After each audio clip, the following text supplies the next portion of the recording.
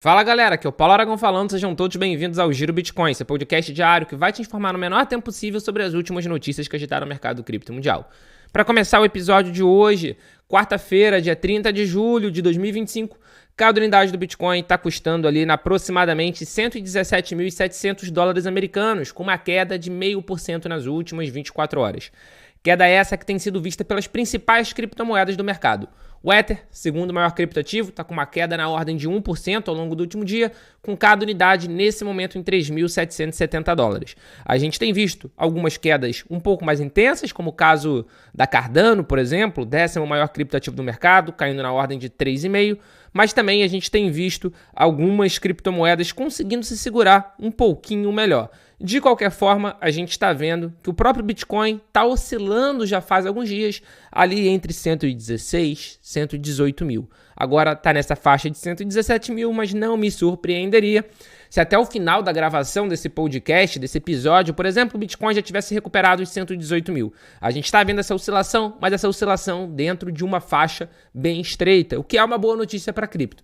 Porque, afinal de contas, a gente está bastante próximo ainda da all-time high do BTC, a gente está bastante próximo do topo histórico do BTC, e mesmo assim as correções que a gente está vendo não estão sendo capazes de jogar o preço do Bitcoin, jogar o preço de diversas criptomoedas, como o caso do próprio Ether, tão para baixo assim. E, sem sombra de dúvida, um fator preponderante para isso está sendo o aumento do interesse, o aumento da demanda institucional e dos investidores financeiros tradicionais pelas criptomoedas. E isso a gente consegue medir, uma das formas que a gente tem para medir isso é justamente o resultado dos ETFs dos Estados Unidos. E no dia de ontem, dia 29 de julho, a gente teve inflow tanto no ETF de Bitcoin Spot quanto no ETF de Ether Spot. No ETF de BTC Spot, a gente teve um inflow relativamente pequeno, é verdade, foi um inflow de 687 BTC, mas ainda assim um inflow, mas ainda assim uma entrada.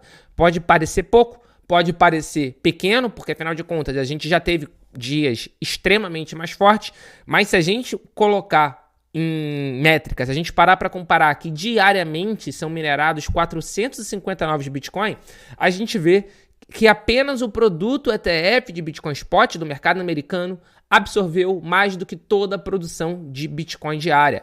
E, além disso, graças a esse inflow do dia de ontem, a gente conseguiu superar a marca de 1.300.150 BTC sob gestão desses ETFs, ou seja, mais de 1.300.000 Bitcoin possuídos por esses ETFs. E a gente também teve inflow no ETF de Bitcoin Spot no dia de ontem. Foram 57.587 BTC, um total de aproximadamente 218 milhões de dólares. E com isso, a gente está no 18º dia consecutivo de inflow no ETF de Ether. Ether que está completando aniversário, é isso mesmo, no dia de hoje, o Ethereum está completando 10 anos. Vale ressaltar que, para quem não sabe, o Ether ele foi um projeto que nasceu como uma ICO, que é Initial Coin Offering, ou seja, é o que estão chamando hoje em dia de pre-sale, né? Que antigamente ele era chamado mais de ICO, e eles levantaram inicialmente 18,3 milhões de dólares para poder desenvolver o projeto.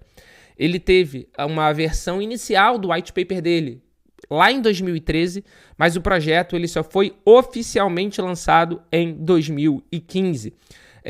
Bem legal, né? Em 2013 a gente teve uma versão inicial do white paper, em 2014 a gente teve justamente o início dessa ICO em julho, a ICO ficou de julho até setembro, em 30 de julho de 2015 a gente teve o lançamento da mainnet do Ether, do ETH. De 10 anos para cá, a gente viu esse projeto de inicialmente 18 milhões de dólares se transformando em um projeto com uma capitalização de mercado de 455 bi. É algo completamente impressionante que realmente só o mercado cripto pode proporcionar. A gente tem visto o aumento da demanda corporativa pelo ETH ao longo dos últimos meses, e isso, sem sombra de dúvida, tem ajudado nessa mais recente valorização do segundo maior criptoativo do mercado. Nesse momento, para vocês terem uma ideia, já tem 65 empresas listadas em bolsa ao redor do mundo que investem em tesouraria de ETH, possuindo 2,57 milhões de Ether, o que em dólar americano dá cerca de 9,7 bilhões. e só os ETFs possuem mais 5,9 milhões de ETH, que em dólar americano dá 22,2 bilhões. E é o que eu tenho falado muito, o supply, o percentual que isso representa do supply, da total da oferta circulante do Ether, já está se tornando considerável. Já estamos na ordem dos 7%. 7% de todo o ETH já está em posse ou dos ETFs ou de corporações. Isso, sem sombra de dúvida, é um dos responsáveis pela valorização recente do Ether, que está buscando voltar para a marca dos $4.000.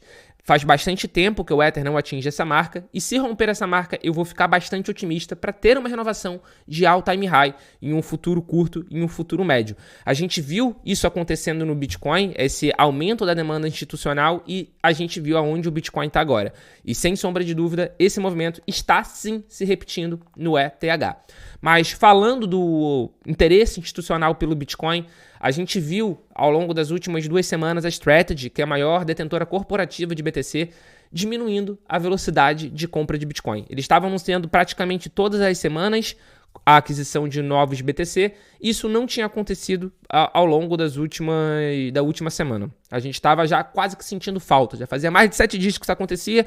Inclusive, diversos analistas estavam falando que era um movimento de cautela da Strategy, que era para prestar atenção, porque eles não estavam comprando os novos Bitcoin.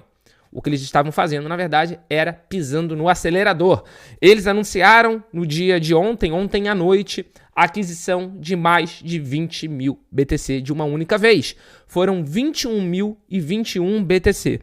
Essa foi a maior compra da MicroStrategy desde novembro do ano passado. Eles compraram 21.021 BTC com um preço médio de $117.256 e com isso eles chegaram à impressionante marca de 628.791 Bitcoin. Mas eles não foram a única empresa que tiveram anúncio de compra de Bitcoin ao longo dessas últimas 24 horas. A 21 Capital também revelou que possui mais Bitcoin do que estava sendo esperado, do que o mercado estava acreditando. Eles detêm mais de 43.500 BTC. Com isso, com essa modificação, a gente teve algumas mudanças ali no ranking dos maiores detentores corporativos de Bitcoin. Strategy continua em primeiro, disparado, só aumentou a distância, com 628.791. Em segundo, a empresa de mineração de cripto, a Mara Holdings, com 50 mil Bitcoin. E agora, na terceira posição, a gente tem a 21 Capital, com 43.514. Vale ressaltar que o top 5 é fechado pela Bitcoin Standard Treasury Company, com 30.021. E pela quinta posição, a Riot Platforms, também empresa de mineração de Bitcoin, com 19.225. Na sexta posição, vale a pena frisar, já é o grupo de mídia do Donald Trump, que tem 18.430 BTC. Isso, sem sombra de dúvida, demonstra o quanto o próprio presidente americano é um entusiasta e está, sim, mergulhando de cabeça nas criptomoedas. E quando eu digo que o mercado todo está se interessando por criptomoeda, não é apenas no Bitcoin. Uma empresa de biotecnologia, a 180 Life Sciences, que é uma empresa que atualmente é quase que uma penny stock, a ação está abaixo de $3, que tem uma queda acumulada de all time desde o momento que foi listado de 99%, vai fazer uma mudança violenta no seu core business. Estão focando agora em ser uma empresa de tesouraria de ETH e vão inclusive mudar o nome para ETHzilla Corporation.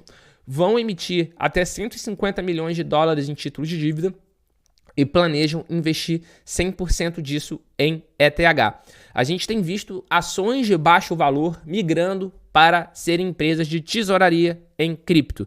Não é a primeira empresa a fazer isso. A gente teve também a Mill City Ventures, que também é listada na Nasdaq, que também revelou planos de levantar 441 milhões em uma estratégia focada em investimento na criptomoeda Sui.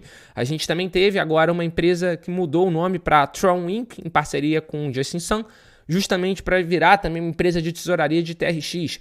Então, essa estratégia de virar uma empresa de tesouraria em alguma criptomoeda está se espalhando completamente pela Bolsa Americana. Isso é uma estratégia clara, porque, afinal de contas, deu certo no Bitcoin e agora outras empresas vão replicar com outras criptomoedas. Eu tenho dúvida se a gente vai ter demanda corporativa, se a gente vai ter demanda dos investidores tradicionais para todas as criptomoedas.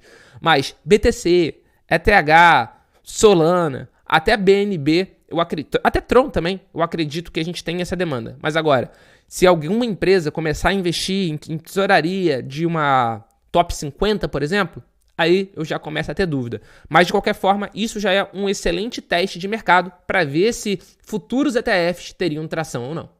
E para fechar o Giro Bitcoin de hoje, uma notícia rápida, mas não menos importante.